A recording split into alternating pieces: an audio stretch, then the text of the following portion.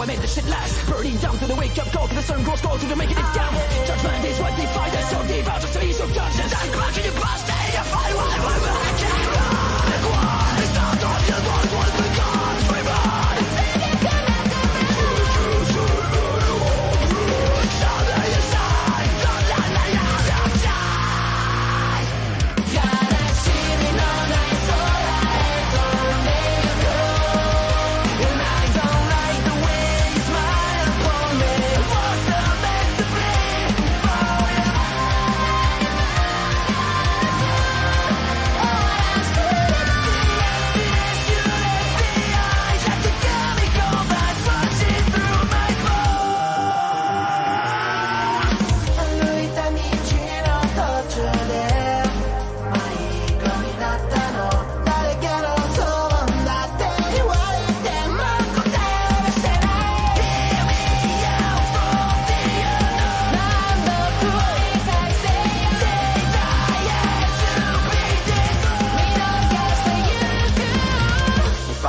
I did for her, she kept taking me for granted and showed no mercy in fading me away. But that time has come and gone, now everything we need is in our hands. So draw a line in the sand and repeat after me. I won't look back to what cannot be changed. I won't look back to what cannot be changed.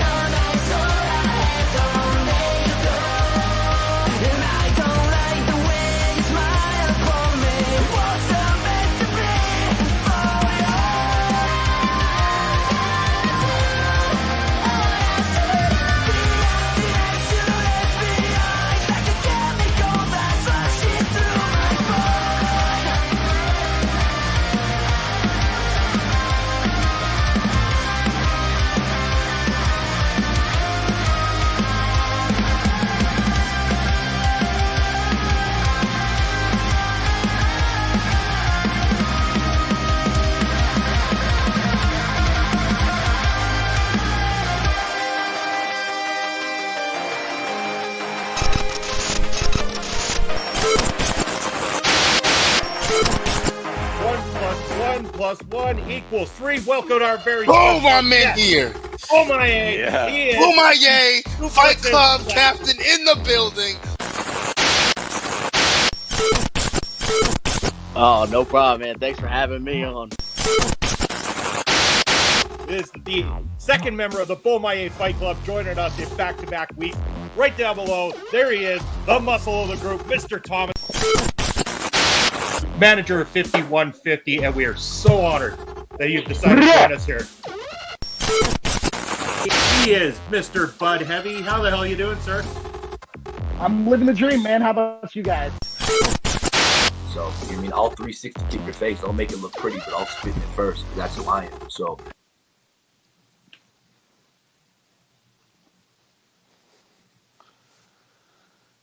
The number you have dialed has been changed. The new number is, please note.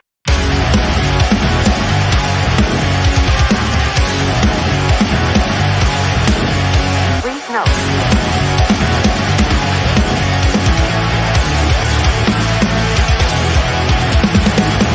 Never gonna stop, never gonna change, never gonna do the things you say. I run my own way to get there. Fools are calling that I don't seem to care. In the air, no more crowd, just the opposite kind of few clouds. So tell me this time is coming, for the sake of all your lies. Why don't you try to be wise? Know that I need you anyway.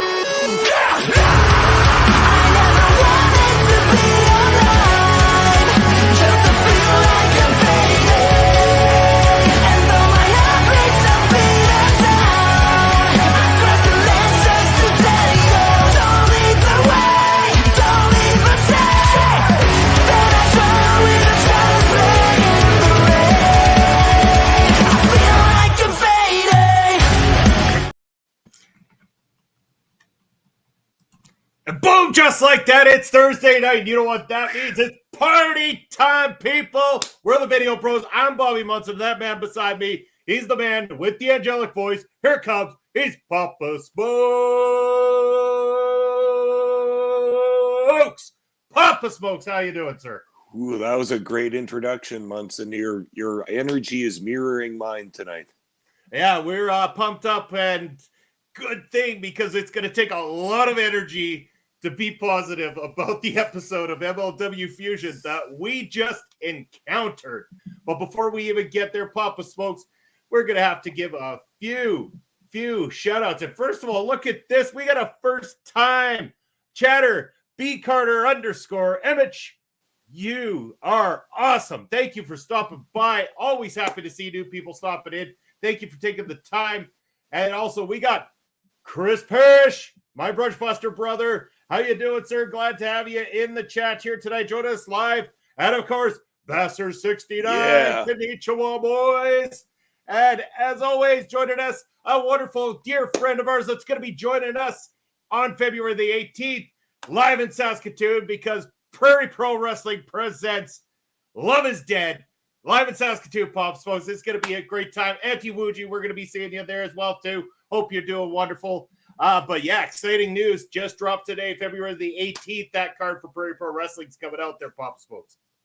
Yeah, I'm absolutely pumped up for that. And we're looking forward to a cold February, but I know one night where the action's going to be hot just off Broadway at the Cosmo Hall.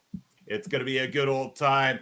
But hey, in the meantime and in between time, we know why you guys came here. You came here to party with us and also talk a little MLW. So we're going to do our damnedest to get through this episode of MLW. Your own promo. Yes, indeedy. It's all excitement up in here. Everybody gets a big old shout out. And remember, give us a follow or subscribe. You see that dollar sign right there? That's going to get you a spin of the wheel. That's what we do up in here. That's the new thing coming from Mr. Money himself. Let's talk this card of MLW. Let's try to be as positive as possible. Well, we saw it. There was people there we recognized at times. It was on. It came on at the right time. Yeah. Yeah.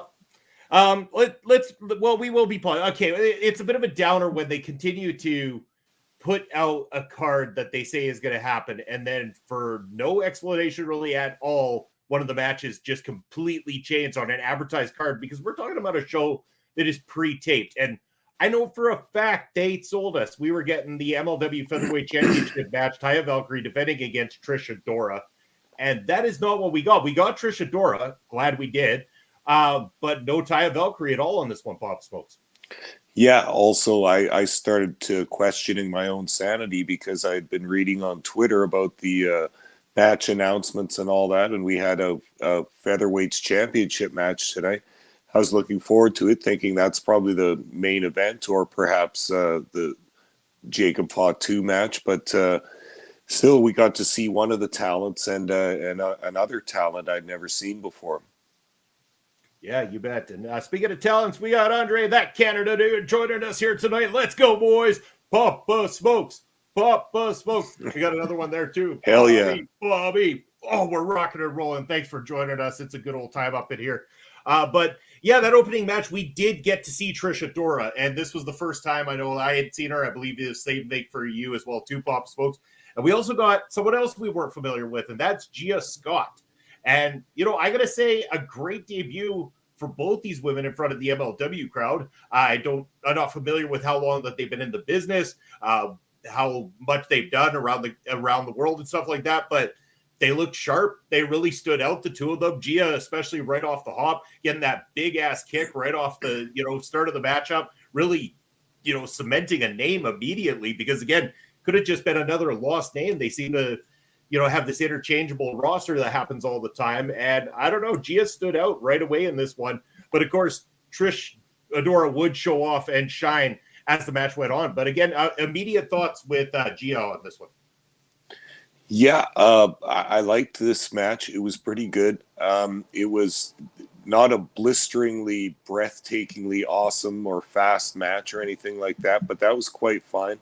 I like the presentation of both these ladies. They had good gear. They have a cool look. Trish Adora's trunks and all that were just a cool color scheme and all that. Anyway, both looking good. And yeah, like you say, Gia Scott came out with that the first move of the match was just a giant kick to the face. Wow, that really started it off nicely, and I liked where this went. There was another cool that submission hold in the middle of it was quite cool. The reverse hanging tarantula something or other. I don't even know what that was. I believe it's the FUBAR submission. Yeah, okay, that was the name, wasn't it? Yeah, it was. And again, they said that they couldn't discuss on TV what FUBAR stands for, but because we're the video bros, we'll tell you it means fucked up beyond all repair. And that was quite the submission from Trish Adora. As we are joined in the comment section in the chat, it's Mel Ball Collins. And yes, you can catch Mel Ball and Andre, the tag team of their own, here on our local establishment as they talk all things Japanese wrestling. And again, we're going to get a taste of the Japanese wrestling coming up here. Again, we got to see Ben K in the main event here tonight from Dragon Gate. We've got a lot of the crossover from Dragon Gate that's been happening recently. Going to be talking about that real soon. But again, for the more in-depth conversation when it comes to Japanese wrestling, definitely check out the work that both Mel and Andre bring to the table because they are the absolute experts in it. There we go. And New Japan, no, I think it's the Dragon Gate. That's the crossover MLW's got going for them anyways. But yeah, there is a lot of good things that go on in Japanese wrestling. That's for damn sure. And we're going to talk about that real soon. But back to this matchup in particular. There's a lot of great back and forth getting these two on display. Again, you're a gentleman and a saint, sir. Yeah, okay. I'll accept it. I'm more like a wolf in Jesus' skin, but you know.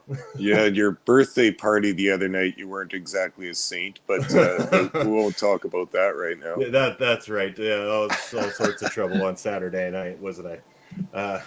Saints, who's that? Yeah, who is that? You got that. Oh, and okay. I've been corrected here by no, what they cover is New Japan. Yeah, you know, we were begging to have a good crowd here tonight. We've got an awesome crowd. I'm glad we got an interactive chat because, damn it, there is not lots to talk about when it comes to this episode of MLW. Yeah. This fell a little flat, but this women's match was night. I wasn't sure at first when the commentary said it. They said the move Trish Adora used as her finisher is called the Lariat Tubman. And I was like, okay.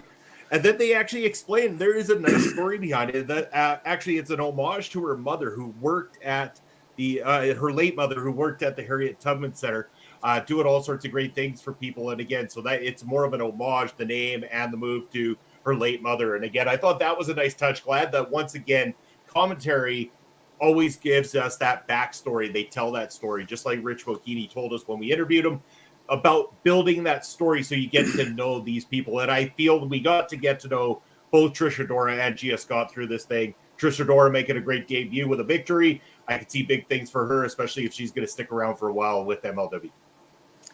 Yeah, and the beauty of the name of her finisher, too, is that even without the explanation, that's an extremely funny pun and quite fitting. I thought that was hilarious and a good move. So if we didn't get our title match tonight, then at least we got a peek at Trish Adora, who looked pretty darn good in this match, as did Gia Scott. But yeah, I don't know what's going on with the tapings or how they're showing this or anything. But maybe they wanted to first put a match with Trish Adora to build her a little bit. But you know, that's never really stopped them before. They brought in other stars cold before without much build-up, so I'm at a loss as to what's going on, but I thought the match was pretty all right.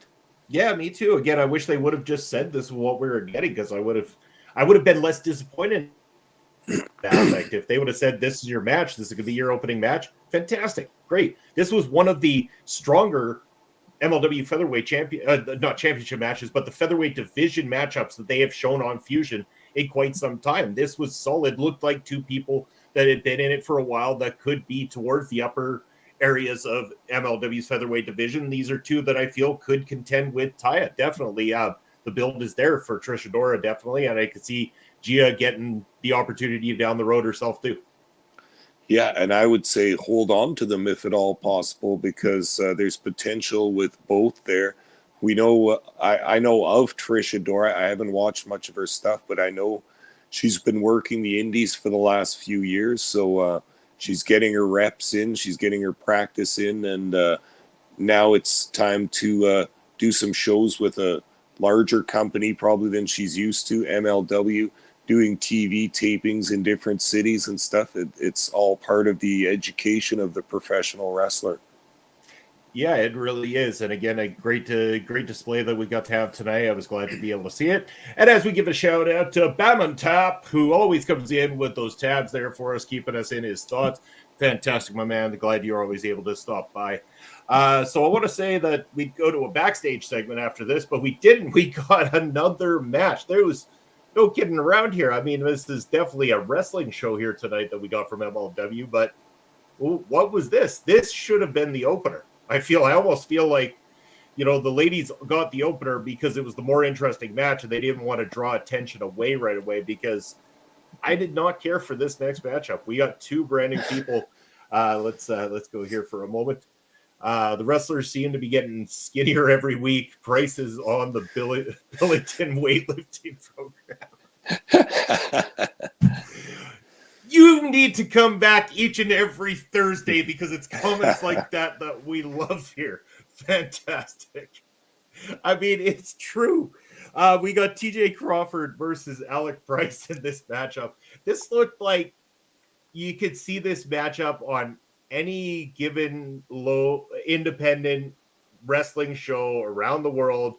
Two guys getting in there back and forth. I do this move, you do that move. Flip here, put her stamp on it. This is so cookie cutter of what you see on a regular basis that really neither one of these two particular guys stood out enough for me to say, I can't wait to see more of them, which is a shame because I'm not saying they don't have talent. Again, they were laying stuff in that requires talent, but I think that they're still very young. They're still very new, as our good friend B. Carter Emick. I don't know how to say that. I'm sure I'm screwing that up. I'll fuck everything up. I usually do. But Price on the Billington weightlifting program. Again, even the Billington brothers, like we mentioned it before, again, they got a little creatine, a little bit of time in the gym. They'll get there. I mean, these are young men. They got time to build.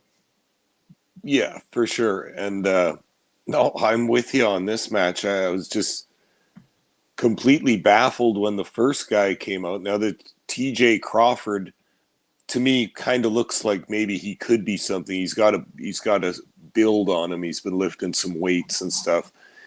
He's got the haircuts and he looked like he could be something. But I still thought, well, why is the job guy getting the entrance with music and everything? Then the next guy came out and he looks way more like a job guy than TJ Crawford. And he had those really crappy trunks that look like they've been washed about 1 million times. And he's got the drawstring hanging out the front. And it was just kind of like, what's going on here? What was the other guy's name, Munson? Alec Price. Hey? Alec Price. Yeah. Price. So they start the match right into spots, like right into big spots. No lockup, no headlock, no running the ropes, no nothing. Just all of a sudden into flips and monkey flips and wheelbarrow lifts into back flips. And my God, this was just a goddamn mess. And it was just, the thing about it is I even wrote that in my notes. It looks like a barroom match. Like it looks like this is what you get on your crappiest indie card. This is what the guys do. They're the most skilled guys on the barroom card. And I mean, I'm not trying to mock these guys or anything like that. I just think this was an oddly placed match on this TV show. There's nothing wrong with what those guys were doing, and they were okay at what they did. And I just find it so extremely odd that there's going to be no angle apparently out of this or anything like that. What was this match? And the other kicker of the thing is that the guy that looked better lost the match. Yeah. The Crawford lost the match. TJ Crawford lost the match. And it was just kind of like, so the really skinny guy that has the horrible looking trunks and everything wins the match. I'm just baffled by this, and I don't know if they're taking up space on the show or if they actually intend to push one of these guys at some point. It's baffling to me. Like, bring back Robert Martyr. I said it while we were watching this match. I'm like, you're going to spring for these guys and you're not going to get Martyr back? At least Martyr deep down is a true wrestler, and we get some wrestling out of the guy. As B. Carter coming in saying it was garbage. I mean, we're trying to be as nice as possible because we have a lot of people that we've met and talked to that work for MLW. And quite personally, if Court Bauer reached out and wanted me to help with that editing problem that apparently they have that he doesn't answer my emails on. I don't want to screw that up, but yeah, this was not good. It really wasn't. It didn't belong. It fell out of place. It was very disjointed, and I don't really have much more to say. I don't see these guys taking off much in MLW until they go get some more time in and work with some people that can ground them and teach them exactly what to be doing. Yeah, and it's never my intention to hurt on the boys, the grapplers themselves. Like, it's nothing's their fault. They're at their point in their careers and all that stuff. This match was just fine for where they're at, kind of thing. It ain't their fault. I'm not sure what MLW's thinking, putting this one as the middle match on one of their episodes of Fusion. But if that's a preliminary match live in the tapings, that's all fine and dandy. I just don't know why they're putting it on their show. Yeah, exactly. It just felt unnecessary. So from there, we're thinking, like, this is normally the part in the show where we get some segments backstage, things to move some of the feuds and the stories forward. We didn't get that. It seems like, I don't know, maybe MLW Insider with Alicia Atout wasn't quite getting the hits that they were wanting it to get. So they put it on this episode of MLW Fusion. We got a whole middle of the episode dedicated to MLW Insider with Alicia Atout. First getting a little bit of a background into what's going on with Cesar Duran and the rise of Azteca Underground. Seems to be that now, even though Court Bauer took away as being a matchmaker, that there seems to be some sort of level footing, some sort of business acumen. Anyway, something going on between Court and good old Cesar Duran there. What's going to happen when it's all going to unfold? Who knows? I can tell your excitement level is probably about where mine is to find out if there's any sort of Azteca Underground rebirth coming. Yeah, and like I say, I don't mind the Cesar Duran. I think he's a good performer and a good promo and all that stuff. And the other good part about Azteca is that we get to see a nice constant parade of different luchadors. I like that part. That's cool. But as far as it being an angle and all that, I expected the big payoff from the Cesar Duran's dirty business kind of angle to be 6 months ago or a year ago, even when Selena De Laurento was still here. Like, that's when they had some secret footage of him and this and that, and Microman was listening in on his phone calls and everything. Like, I expected the payoff from this so much longer ago, and then he kind of went off the show, and then we had this whole break all summer, and now I can't remember what was happening before, and it's a little bit messy, but okay, we'll see what happens with Cesar Duran again.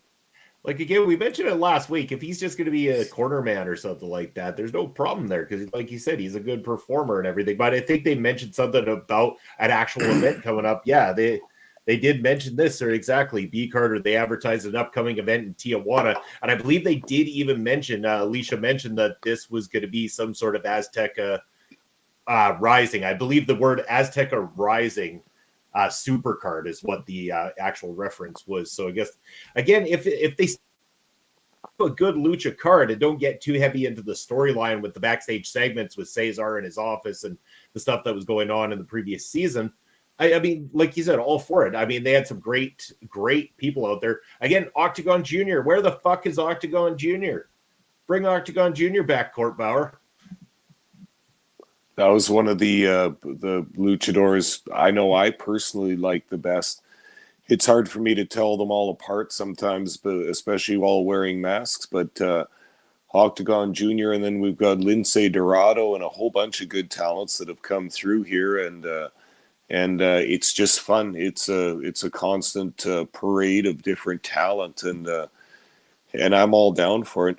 Munson, do you remember the last time they did a taping in Tijuana? We were trying to figure out what the venue was because it was in the daytime and it was outdoors. Yeah. And there were those towers and those windows and big blank walls and stuff, and we were thinking, what is this? Like, this isn't an auditorium or a sporting thing. It was a jail, wasn't it? It was an old empty jail, and they were in the middle courtyard or exercise yard where they had the ring set up, and there was just some kind of wrestlers and other guys standing around. Like, that was such a weird venue for that taping like a year or two ago. Well, they should have had all bets on that night too. That would have been funny if everybody in the audience was flashing bills around and making bets on the wrestling fights. Yeah, fantastic. What a touch that would have been. But yeah, it was an odd look, but hey, it was different. They at least try different things. I mean, you got to give them that. They don't go for the same mundane thing all the time. It honestly looked pretty cool. I was just trying to figure out what the kind of a venue is this, and then that's a jail, man. I'm pretty sure that's an old jail. It was something to behold. But up next, Alicia ended up giving us a update with the Nduka Hammerstone fight that was supposed to be, that never was. Will it ever? Rumors are flying all over the place. People keep saying that certain people aren't even with MLW, haven't shown up to MLW. Who's still at MLW? I'm really not too sure at this point, Papa Smokes. Again, it's all speculation to me until I see any official things from MLW, like we did with the Myron Reed one, just earlier this week. I don't want to make speculations, but again, a lot of rumors about, companies interested in the Judge EJ and Nduka. Will we ever get to see this match with Hammerstone? They're saying, yeah, it's back on, but we ain't telling you when. All right. Yeah. And Alicia suggested in her segment that more information might be on the website in the next 24 hours. So I don't know. I'm not sure what's going on with the whole timeline. We know all this stuff is taped from months ago in previous, so I don't know why there's problems with the scheduling of it now, but hopefully we get this sorted out at some point. And we got Ed Fries joining us here. Hey, brothers, hope you're having a good stream. Hey, we'll be checking it out. VOD. Watching Impact just in case need to help out Astrid today. And again, you'll be able to catch that over at Astrid's Twitch channel. Head on over there after we're done over here, and you can check out Making an Impact, all the greatest in Impact Wrestling coverage. And it sounds like she might have a good guy in OLED joining her over there tonight. Ed, thanks for stopping in. Do we care anymore? They moved on to Hammer versus Fatu. Yeah, I mean that's exactly it. I mean, it was a nice build they were doing for the Judge. Like, he was starting to rock and roll there. We're starting to get interested in it. So it's a shame. But again, it's Fatu. I mean, you said it all right there. I mean, it's Fatu. And we're going to be talking heavily about him shortly here, but you can't go wrong. No, as they said during this broadcast, it's the biggest title match and biggest match in MLW history was Hammerstone Fatu 1, I guess we better call it now. And but yeah, just like our listener said, do we care now? Because this was going to be a good match. I was looking forward to this showdown, and I've never been completely sold on Nduka. I wasn't sure, but he was selling me on the build during the build up to this match with some really good promo work. And I was starting to get quite invested in this, so I was excited to see it. And I'm a little jazzed at how it's just not really come about. And I don't know what to think. And then, they've already got the next title defense slated for Hammerstone. So what are we to think now? Is this Nduka thing ever going to happen? Has it happened and they're not showing it for some legal reason? I don't know. Yeah, and I want to start touching on something that we talked about during the show, but we'll get to that in a minute because it came at the end of the particular episode. So I'm going to commit it to memory. We're going to talk about it soon. But another weird part is on this MLW Insider, they brought up the attacks by the mysterious attacker, that was leaving the cards behind. We haven't seen this in 4-5 weeks. It was well before the Christmas break.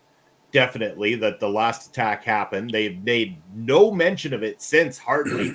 It's almost like it just disappeared altogether. And then suddenly it's like, oh yeah, remember some guy annihilated the entire roster one night.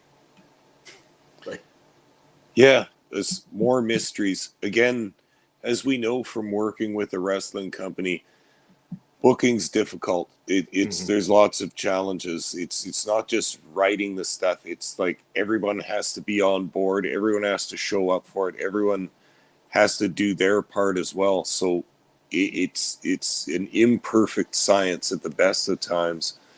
So I'm willing to cut them some slack, but now this is happening throughout the show, so I'm a little bit concerned. There's a couple of problems, including this mystery attacker angle that's just kind of being left to dry out in the breeze, and they're still trying to bring it up. So you know that it's got to be kind of a upper card event that's going to happen, right? It's not preliminary shit. It's not mid card. They keep bringing it up. At least bringing it up. We don't get any resolution, but they keep reminding us that we don't know. So I'm assuming it's going to be a major angle. But again, what the hell's going on? We've all been speculating, but I have the feeling it's something none of us expect. You know, we probably don't expect it because the only one we haven't seen that got leveled out by the mystery attacker so far is Microman. They're going to reveal Microman's been using his mighty superpowers to take all these guys out all this time. It almost feels like this is sadly the kind of direction they might go pull. Jesus, I never would have thought of that. I hope not, but we'll see. Please don't listen to me. That's a bad fucking idea. Please don't do that at all. With all due respect to Microman, Jesus Christ, don't do that. But yeah, I'm going to still give this effort, despite the fact that this was a very not great episode of MLW. But it's time for the main event of the evening. This match is scheduled for one fall. One fall. All right, we got our main event, Papa Smokes. It is Ben K making his debut, coming from Dragon Gate to take on Jacob Fatu. And there we go, one fall. You bet there. B. Carter, thank you for being here tonight. Awesome. Thank you so much. Really appreciate that. But yeah, this is where business picks up a little bit, because how could it not? You got Jacob Fatu. The second the guy walks into an arena, God damn, this guy is one of the best talents out there in professional wrestling today. From his look, from the way he conducts himself, from the way he wrestles, from the way he talks. Everything about Jacob Fatu is awesome. But we did see a little misstep in this match in particular, something that's kind of rare from Fatu. And we'll talk about that in a minute as well, too. But first impressions, Ben K, as he came out to the ring. Well, I had watched at least a series of clips of him before this, or a couple weeks ago when they announced that he was coming, because I was curious. And I thought, yeah, this guy looks pretty all right. He's not a huge guy, but he's got some muscle. He's got some strength and stuff. He delivers a lot of his power moves with some snap and some velocity, kind of. So some of those Japanese clips, I thought he looked pretty all right. When he came out to the ring tonight, he looked, he had a series of giant gold rope chains on and sunglasses. So I'm not, he's got some kind of a cool guy gimmick type thing. And then, yeah, he was dancing around and stuff. I'm not sure what he's got going on for his gimmick, but it clashed with Jacob Fatu when he came out, because he's got the straight ahead, the war drums and everything, and the ceremonial skirt and all that. You know he's coming for business, and that always gets the blood of the opponent running ice cold for sure.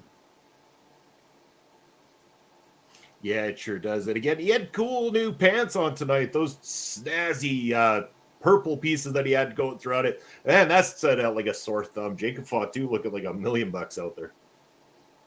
For sure. And so then, once this, oh, go ahead, Munson. No. You're good. Rock and roll. I was just thinking about the match.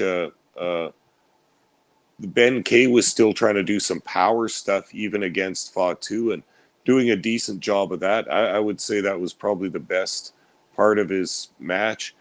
The tail of the tape had him listed at 5'9", 180 or something like that. So he's not that big of a guy, but he had a couple spots where he lifted Fatu, who's 300 or more, and lifting him on his back and walked around with him on his back. So the guy's a powerhouse, this Ben K, and he was putting that on display in this match for sure.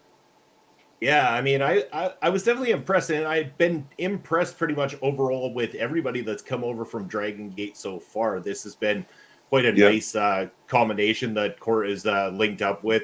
I know we've had the link with AAA before, which has been awesome, but definitely really digging what they got going on that side of the fence.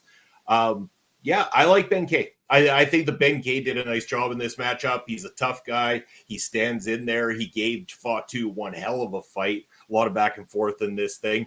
But again, Fatu is just on another level altogether, the way he's connecting with the crowd now and everything like that too. I said it to you while we're watching this. Is this going to be the first time since winning the championship the Hammer walks out there not the fan favorite? Oh, interesting, because they are both babyface on the babyface side of things, and the fans really, really like Fatu a lot because he's kind of like an everyman. You know, everybody can relate to him. He's a cool guy, and you want to get to know the cool guy.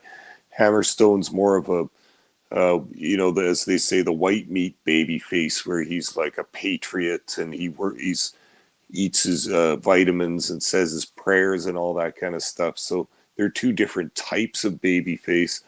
And I don't know. I think you might have something there. Hammerstone is very, very popular, but so is Fatu in a different way.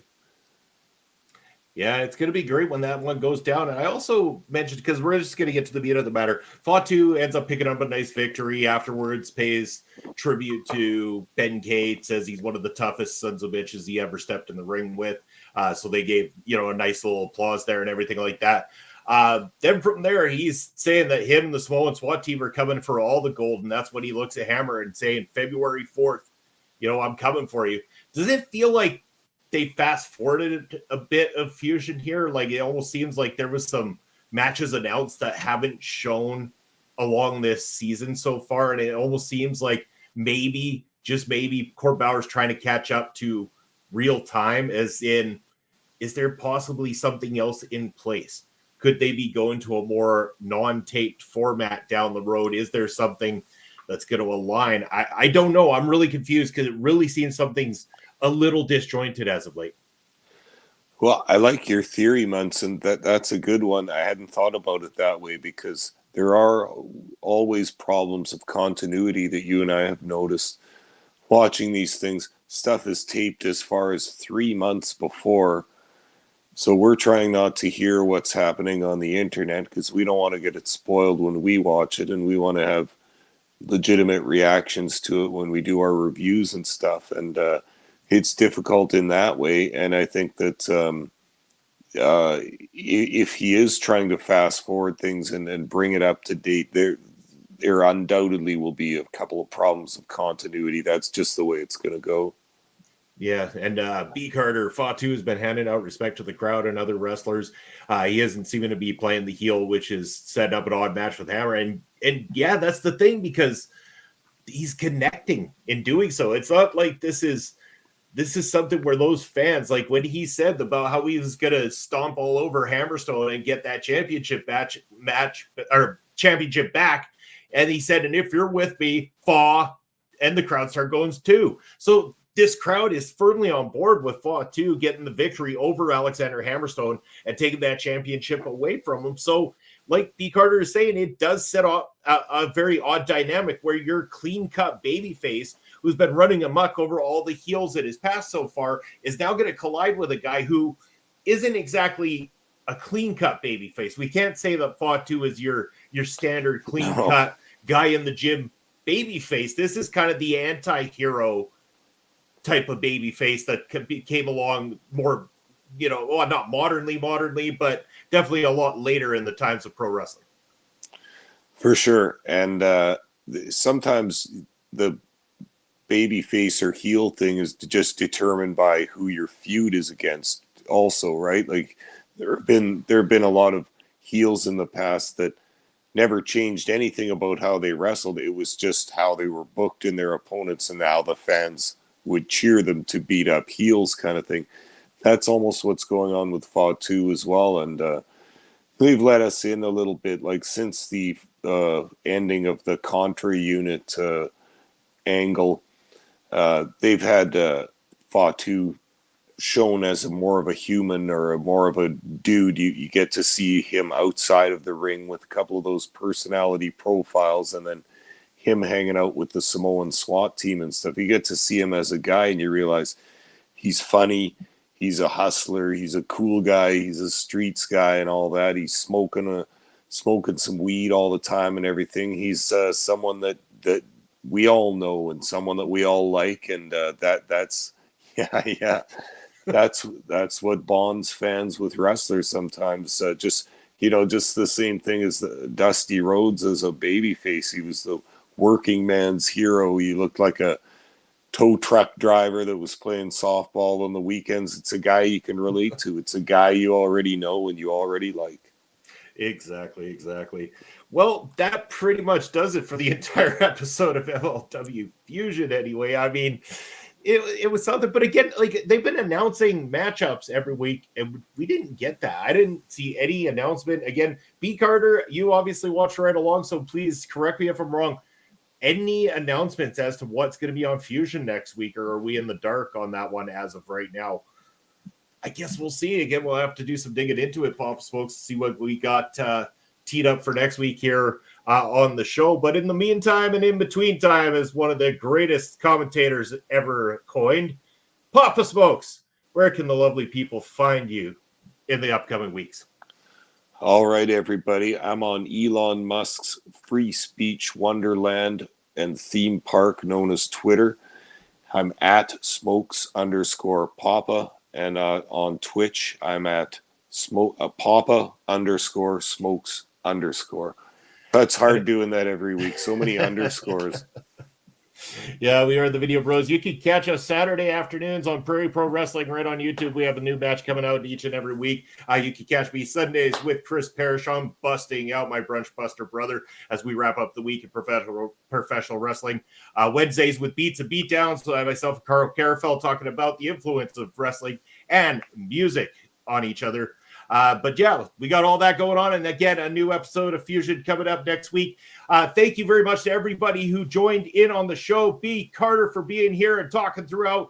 Excellent. Absolutely love that. Hope you're going to keep coming back and joining us for the fun. You know what? If you think our energy is big on a Thursday night, we're going to be sending you guys over right now to Heel Kevin. Give him a good Olay welcome, because this guy's energy is completely unmatched when it comes to Thursday nights. Head on over there and say hello to our good friend, Heel Kevin. And if you're joining us on YouTube, thank you for joining in. Make sure to like, follow, subscribe, do all those nice things. We appreciate you guys. We're out for now, but we'll see you next Thursday. Take care out there.